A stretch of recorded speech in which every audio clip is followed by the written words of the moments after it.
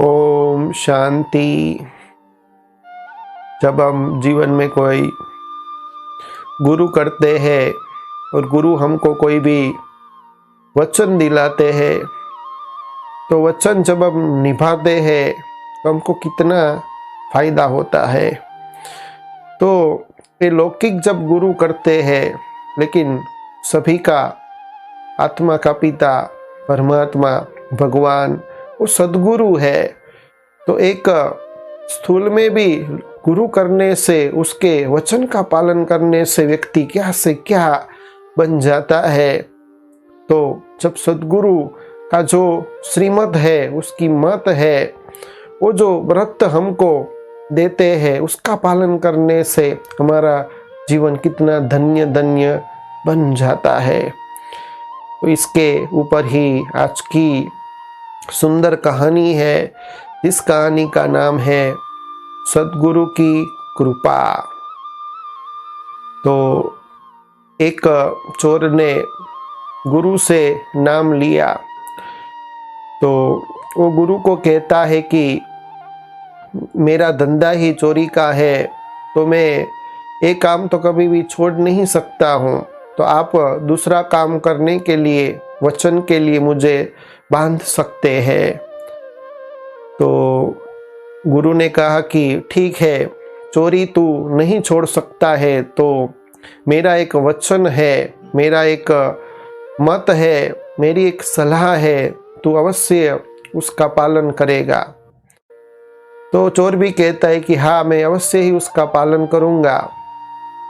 तो गुरु कहते हैं कि आज से जो भी पराई स्त्री है उसको माता या बहन मानना। तो चोर कहता है कि ठीक है, मैं अपने जीवन में सदैव के लिए कोई भी पराई स्त्री हो तो उसको माता या बहन जरूर मानूंगा, निभाऊंगा ये वचन। तो उसी एरिया के अंदर एक राजा राज्य करता था। तो उसको कोई भी संतान नहीं थी। तो संतान न होने के कारण राजा ने वो रानी को महल के बाजू में एक घर दे दिया था, और 10-12 साल हो गए थे। तो वो रानी वहाँ सिपाहियों की निगरानी में रहती थी। तो वो जो चोर था, वो चोरी करने के लिए वही घर के अंदर घुसा। तो जब घर के अंदर चोरी करने के इरादे से गया, तो रानी ने उसे देख लिया, और जो सिपाही थे, जो निगरानी कर रहे थे, चौकीदारी कर रहे थे, उसने भी उस चोर को देख लिया और राजा को बताया।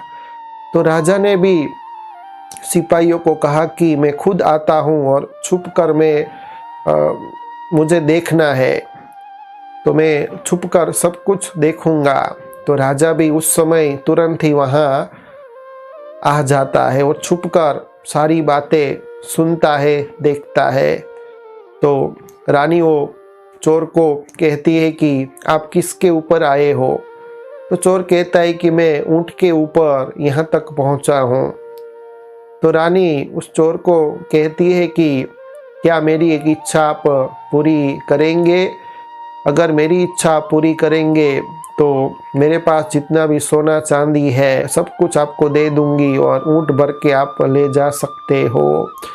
तो चोर कहता है, और उनको उस समय तुरंत ही और गुरुजी ने जो वचन दिया था, प्रण कराया था, वो वचन उसको याद आता है, और तुरंत ही कहता है कि आप तो मेरे माँ के समान हो, मैं ऐसा कोई काम नहीं कर सकता हूँ, मैं आपका बच्चा हूँ, बच्चे के लायक कोई भी इच्छा हो तो मैं अवश्य ही पूरी कर सकता हूँ। तो राजा भी ये छिपकर देख रहा था और सुन रहा था। तो उनको भी लगा कि ये चोर कितना ईमानदार है। तो उसको पकड़ लेते हैं और फिर महल में ले जाते हैं। और फिर राजा इतना खुश होता है, तो चोर को कहता है कि मैं आपकी ईमानदारी से बहुत ही खुश हुआ हूँ, जो भी मांगना है तो आप मांगो। तो चोर कहता है कि हे राजन, क्या आप मुझे अवश्य देंगे? तो राजा उनको कहते हैं कि हाँ, मैं आप जो भी मांगेंगे मैं अवश्य ही आपको दूंगा। तो चोर कहता है कि आपकी जो रानी है, जो अपने महल के बाजू के घर में 10-12 साल से वो रह रही है, निसंतान है, तो फिर से आप उसको सुहागिन बना दो, अपने पास रखो। तो राजा भी खुश हो जाता है और तुरंत ही वो रानी को वहाँ से बुला लेते हैं और रानी को भी कहते हैं कि मैं भी आपसे बहुत खुश हूँ, तो तुझे भी जो भी मांगना है आज तेरी भी मैं इच्छा पूरी करूँगा।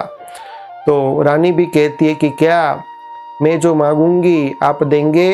तो राजा कहते हैं कि हाँ, मोहर आप लगा सकते हैं, आप जो भी मांगेंगे मैं अवश्य ही दूंगा। तो रानी राजा को कहती है कि क्यों नहीं, हमारे पास कोई संतान नहीं है, तो ये चोर को ही हम संतान बना लेते हैं और उसको ही सारा राज्य सौंप देते हैं। तो राजा भी मान जाता है और चोर को वो सारी राज्य की जो कारोबार है उसको दे देते हैं। तो देखा आपने, इस कहानी से हमको ये सीखने को मिलता है कि एक चोर ने गुरु किया था और गुरु का जो वचन था कि पराई जो स्त्री है उसको माँ या बहन समझना, तो उसने एक वचन का पालन किया तो वो क्या से क्या बन गया, चोर से वो सारे राज्य का मालिक बन गया, राजा बन गया। तो आप सोचिए कि एक हद के गुरु को वचन जब देता है, जब व्रत हमारे से कराता है, वो व्रत हम रखते हैं, तो क्या से क्या व्यक्ति बन गया। तो जो सद्गुरु है, जो परमपिता परमात्मा भगवान है, उसकी श्रीमत के अनुसार चलने से, उसके कहे अनुसार चलने से, आज्ञाकारी बनने से हमारा जीवन कितना भाग्यशाली बन जाता है। तो एक हद के गुरु करने से हमारा जीवन क्या से क्या बन जाता है। उसके वचन का पालन करते, एक ही व्रत जीवन में रखते हैं, तो क्या से हम क्या बन जाते हैं। तो अगर सद्गुरु की श्रीमत पर चलेंगे, उसके कही अनुसार चलेंगे, आज्ञा पर चलेंगे, तो हमारा जीवन धन्य धन्य हो जाता है, सवर जाता है, सद्गति हो जाती है। हम भी विश्व के आने वाली जो नई दुनिया है उसके भी मालिक बन सकते हैं। तो केवल क्या करना है, सद्गुरु की जो भी आज्ञा है, जो भी मत है, उसके ऊपर केवल चलना है। अच्छा, ओम शांति।